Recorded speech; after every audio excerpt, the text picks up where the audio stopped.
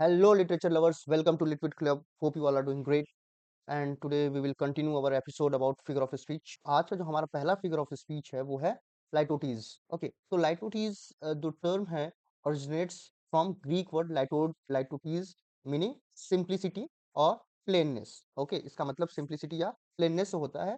अगर हम इसके definition की बात करें तो litotes is a figure of speech that employs understatement by using double negatives. Okay ये चीज डबल नेगेटिव याद रखना.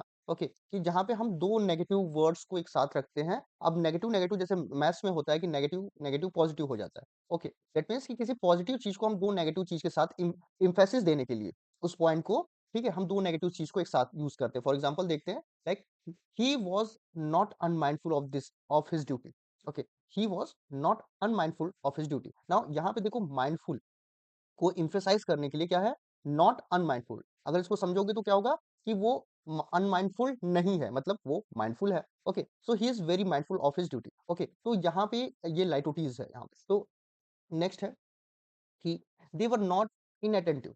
Okay means they are very attentive. Okay तो हमने यहाँ पे दो नेगेटिव को यूज किया so that make it positive. In the same way he is not a bad sort of man. Okay he is not a bad sort of man. Okay तो यहाँ पे हमने क्या किया, नॉट और बैड दोनों ही नेगेटिव है और ये क्या करे, गुड मैन के लिए वर्ड बोला जा रहा है. सो ये इम्फेसिस देने के लिए, थोड़ा सा रेटोरिकल वे में चीजों को बताने के लिए हम ऐसा करते हैं.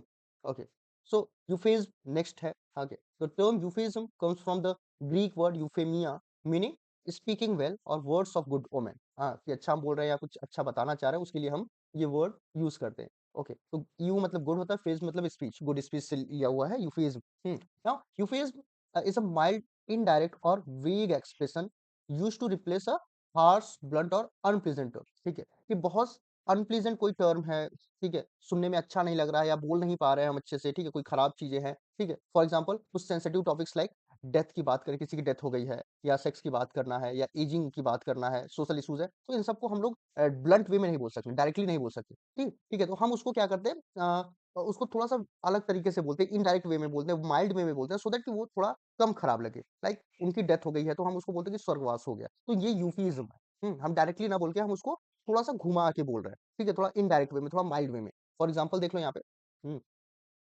शेक्सपियर के मैकबेथ का है, he that's coming must be provided for, and you shall not put this night's great business into my dispatch. Okay, now Macbeth सोच रहा होता है, ठीक है, इसके murder of king Duncan, Duncan के मर्डर का सोच रहा होता है. तो यहाँ पे आप वो मर्डर ऑफ डंकन बोलेगा तो उसकी जो एक हीरोइक क्वालिटी है, पूरे ट्रेजेडी का नाम ही मैकबेथ के नाम पे पड़ा है, एक एंटी हीरो है वो. ओके तो डायरेक्ट वो मर्डर ऑफ किंग डंकन बोलेगा तो एक नेगेटिव इंपैक्ट देगा ना उस कैरेक्टर के डेवलपमेंट पे. और स्टार्टिंग का ही सीन है तो उसको वो क्या कह रहा है, ग्रेट बिजनेस. तो ग्रेट बिजनेस बेसिकली क्या है, एक यूफिज्म है कि हमने चीजों को बड़ा घुमा के बताया. नाउ सेकंड हैमलेट में ही देख लो कि heaven is to beastie, he is at rest. At rest that means he is dead. Rest in peace हम बोलते हैं, तो अब रेस्ट इन पीस क्या, वो आराम थोड़ा ना करेगा, मतलब वो हम ऐसा एक्सप्रेशन देते हैं, तो दैट इज यूफिज्म. नेक्स्ट एग्जांपल देख लो, द मिनिस्ट्री ऑफ लव और the ministry of love deal with law and order. Okay तो मिनिस्ट्री ऑफ लव, ठीक है, टॉर्चर एंड ब्रेन वॉशिंग की बात है, जॉर्ज ऑरिवल का 1984 वर्क है, ठीक है, काफी कह लो इंपॉर्टेंट वर्क रहा है. ओके तो यहाँ पे अब वो मिनिस्ट्री ऑफ लव उसको बोल रहे हैं, जो कि जो बिग ब्रदर का पूरा एक कॉन्सेप्ट है उसको वो बता रहा है. तो आयरॉनिकल है इस एक वे में, टोटलियन कंट्रोल की बात कर रहे हैं वो. ओके नाउ एमिली डिकन्सन का है, he passed the setting sun. Okay now setting sun भी ये अप्रोचिंग डेथ की बात कर रहा है. तो हम डायरेक्टली डेथ आ रहा है ऐसा नहीं कहते हैं हम ना, थोड़ा सा हम कहते हैं कि अब वो अपने जीवन के आखिरी समय में है, तो ऐसा नहीं है, आखिरी समय का मतलब वही है कि डेथ की बात हो रही है. So this is यूफेज.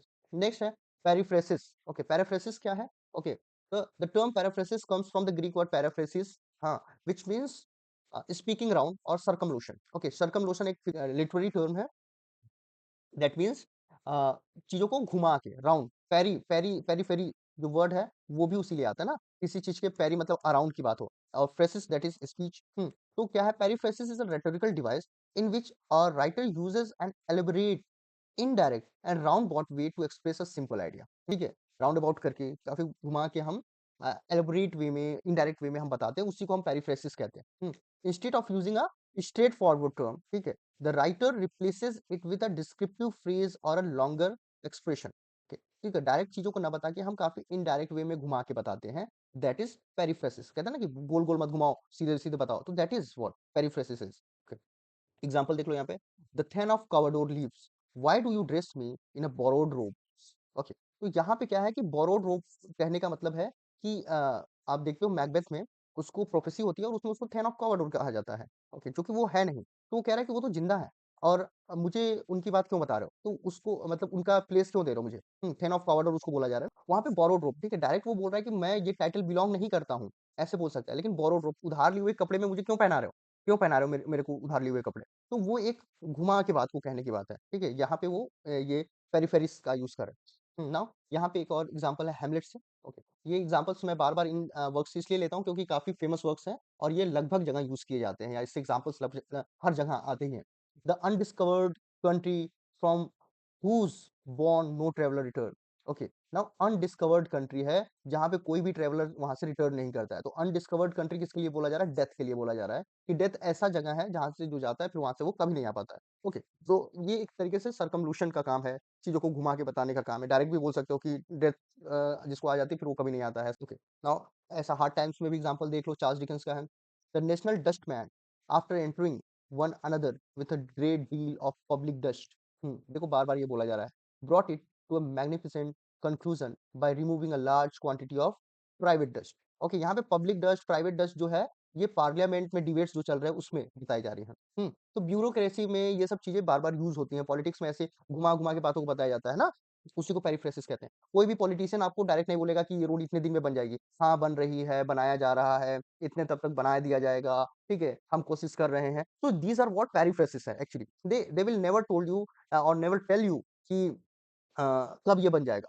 ओके, लेकिन वो उस बात को थोड़ा घुमा-फिरा के बताते हैं, यही पेरिफ्रेसिस है। नेक्स्ट है इन्यूएंडो। इन्यूएंडो में क्या है?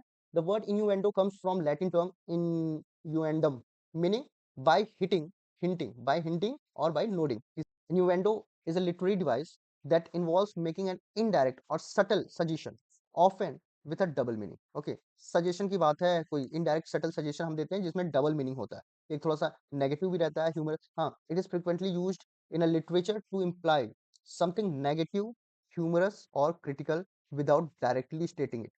Okay, तो डायरेक्ट ना बोल के किसी चीज को, किसी टर्म को नेगेटिव या ह्यूमरस वे में बताने को ही इन्वेंडो कहते हैं। एग्जाम्पल है इन्वेंडो का शेक्सपियर का much ado nothing, I would my horse had the speed of your tongue.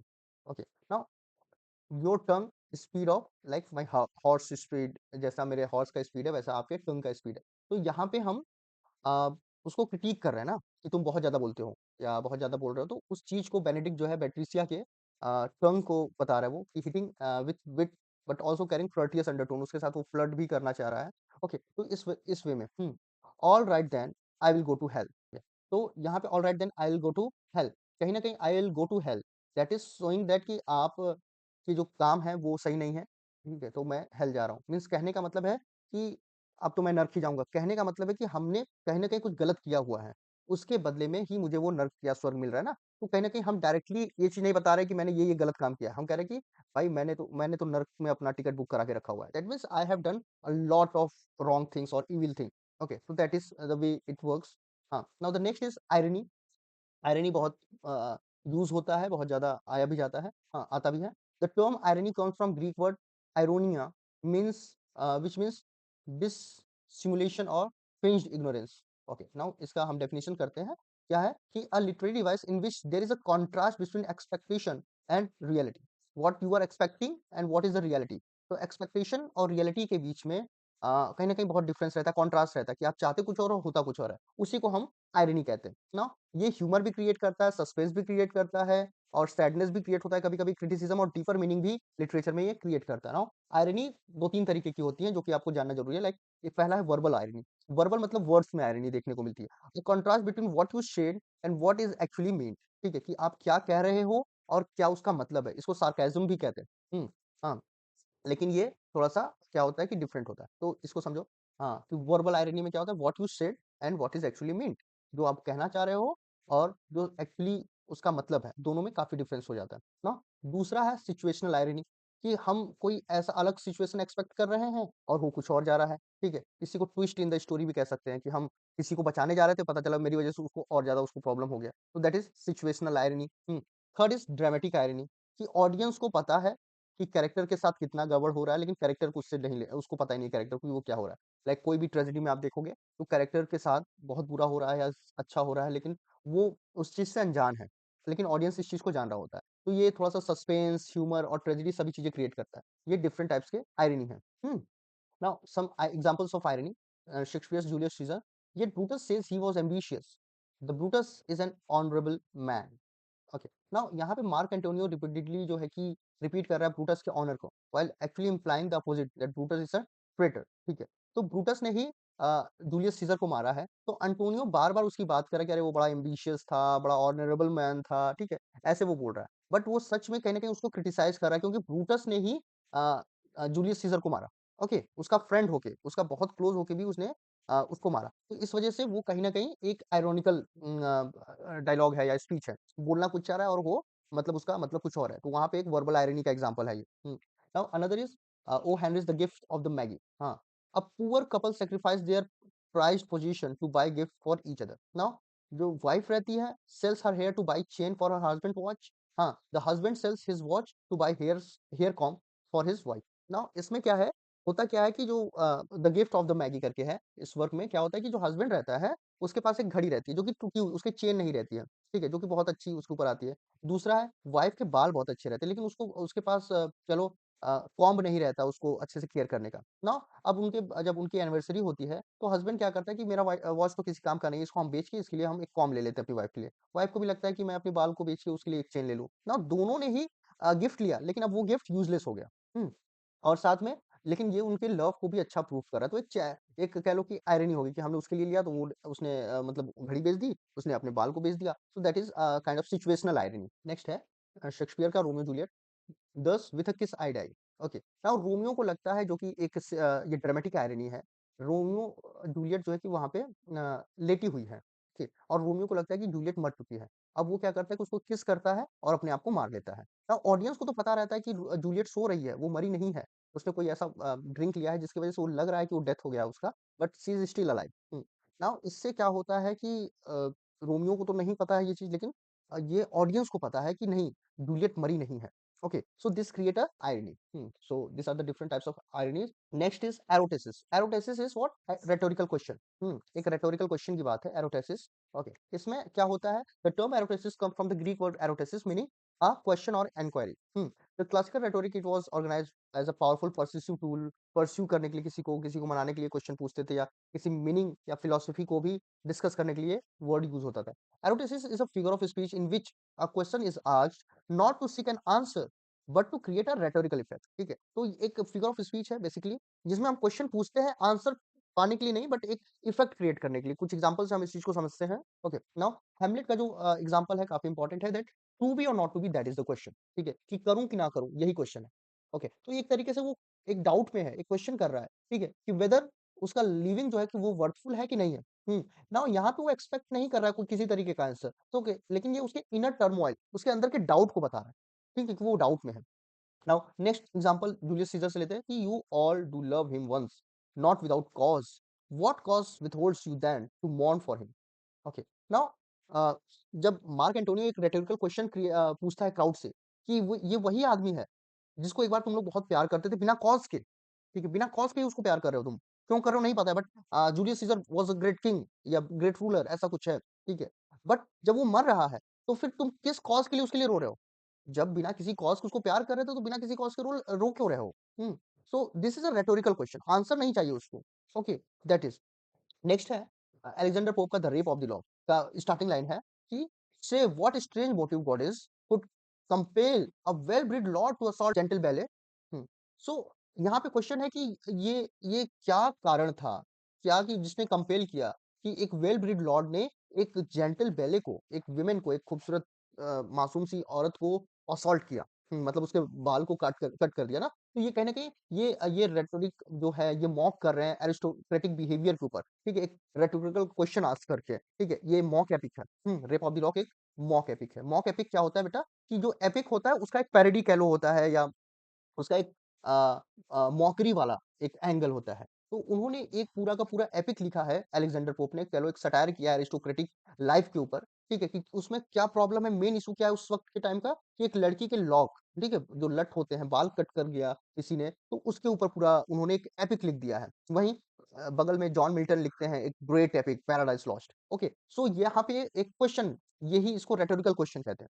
Now PB Shelley का ओड टू वेस्ट विंड में देख लो, ओ विंड कि if winter comes can spring be far behind. तो यहाँ पे वो क्वेश्चन नहीं पूछ रहे हैं, हाँ, कि शैली suggest hope and renewal. Okay, तो यहाँ पे वो रिन्यूअल की बात कर रहे हैं, होप की बात कर रहे हैं, ठीक है? कि डिफिकल्ट टाइम के बाद एक अच्छा टाइम भी आता है, डिफिकल्ट टाइम पास हो जाएगा, विंटर को हम डिफिकल्ट समझते हैं। ओके, स्प्रिंग जो है वो काफी हैप्पीनेस जॉय लेकर आता है। ओके, तो अगर विंटर आता है तो स्प्रिंग भी आता है, ये कहना चाह रहे हैं वो, लेकिन वो क्वेश्चन के साथ। यहाँ पे देखो उन्होंने एक क्वेश्चन किया है, क्या, if winter comes can spring be far behind. क्या जब विंटर आता है तो क्या स्प्रिंग भी ज़्यादा दूर नहीं रहता है? ये क्वेश्चन है। ये this is a rhetorical question. Next है एक्सक्लेमेशन। एक्सक्लेमेशन मार्क से आप जानते हो, इसमें बेसिकली क्या है कि, तो इसमें एक एक्सक्लेमेशन मार्क मिलना ही मिलना है। Now and exclamation is a sudden forceful expression of strong emotion, ठीक है? बहुत ही स्ट्रॉन्ग इमोशन आपको देखने को मिलता है। It often mark with the exclamation mark in writing, उसमें आपको मिल ही जाता है। तो काफ़ी उसका मतलब क्या होता है? Exclaimer, that means to cry out. Now next है example of exclamation in English literature. Okay, oh that is too solid flesh would melt.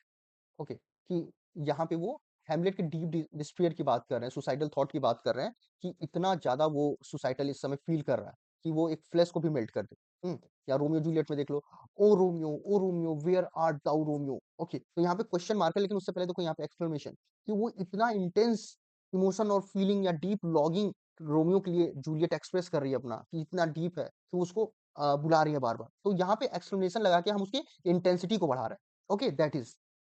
Next है वर्ड्सवर्थ का I wandered lonely as a cloud, a host of golden daffodils beside the lake beneath the trees fluttering and dancing in the breeze. Okay, now वो daffodils को देखकर इतना intense, इतना ज्यादा overwhelmed हो जाते हैं कि वो ऐसे लिख रहे हैं। हाँ, Wordsworth conveys excitement awe at the beauty of nature, ठीक है? कि वो नेचर की ब्यूटी को देखकर बहुत ज्यादा एक्साइटेड हो जा रहा है, और अपने एक्साइटमेंट को कैसे कन्वे कर रहा है? थ्रू एक्सक्लेमेशंस। ओके, जॉन किट्स का ओड टू नाइटिंगेल है, thou was not born for death, immortal bird. Okay. Now kids admire birds immortal eternal song. Okay. जो नाइटिंगेल है उसके इटर्नल सॉन्ग को वो काफी ज्यादा एडमायर कर रहे हैं। ओके, वहीं पे जो ह्यूमन है वो मॉर्टल है, तो ये इसकी जो सॉन्ग है वो काफी मॉर्टल है, तो उसको वो ऐसे वो बता रहे हैं। नेक्स्ट है anaphora. Anaphora, the term anaphora comes from the Greek word anaphoria, anaphora meaning carry back. So the term anaphora comes from the Greek word, okay, meaning carrying back. Okay, definition देख लें anaphora की। तो anaphora is a rhetorical and poetic device in which a word or phrase deliberately repeated at the beginning of successive clauses, sentence or lines for emphasis or rhythm. Okay, तो हम क्या करते हैं, एक ही वर्ड को या एक फ्रेज को बार बार हम डेलिबरेटली रिपीट करते हैं, ठीक है? हर एक लाइन के स्टार्टिंग में एग्जांपल देखो, हाँ, यहाँ पे this blessed plot, this earth, this realm, this England, this nurse, this taming वूम of royal Kings. Okay, now यहाँ पे दिस वर्ड जो है कि बार बार आ रहा है, ओके, और ये इम्फेसाइज का क्या कर रहा है? emphasizes द इंग्लैंड्स ग्रैंडियोर को emphasize कर रहा है। तो हम यहाँ पे दिस वर्ड को बार बार रिपीट कर रहे हैं, तो इस रिपीटिशन को ही हम एनाफोरा कहते हैं। नाउ नेक्स्ट है विलियम ब्लेक का what a hammer, what a chain, in what furnace was thy brain. Okay, now वो टाइगर की क्वालिटी को बता रहे हैं, ठीक है? और उसके लिए वो व्हाट वर्ड यूज करें, कि what the hammer, what the chain, in what furnace was thy brain. Okay, ये रिदमिक क्वालिटी दिखा रहा है ना उसमें एक तरीके से, और उसकी मिस्ट्री को भी दिखा रहा है।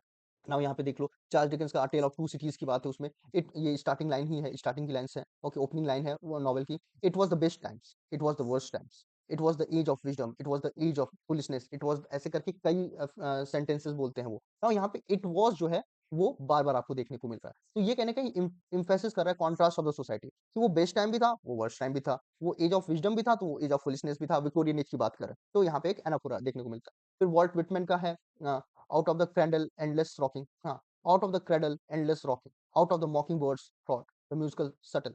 आउट ऑफ वर्ड देख रहे हो यहाँ पे बार बार आ रहा है। ओके, तो ये ओरिजिन और मूवमेंट की बात कर रहे हैं। Okay, so this is all about today's episode. हम नेक्स्ट एपिसोड में फिर मिलेंगे। जाते जाते एक आपसे क्वेश्चन है जो कि फिगर ऑफ स्पीच से रिलेटेड है। In which of the following lines of literature is an example of innuendo. Innuendo का एग्जांपल देख लो कौन सा है, ठीक है? आप इसमें से सही आंसर बताओगे और कमेंट में लिखोगे, हम जिसका सही होगा उसको हम लाइक दे देंगे। थैंक्स फॉर वॉचिंग, मिलते हैं नेक्स्ट वीडियो में।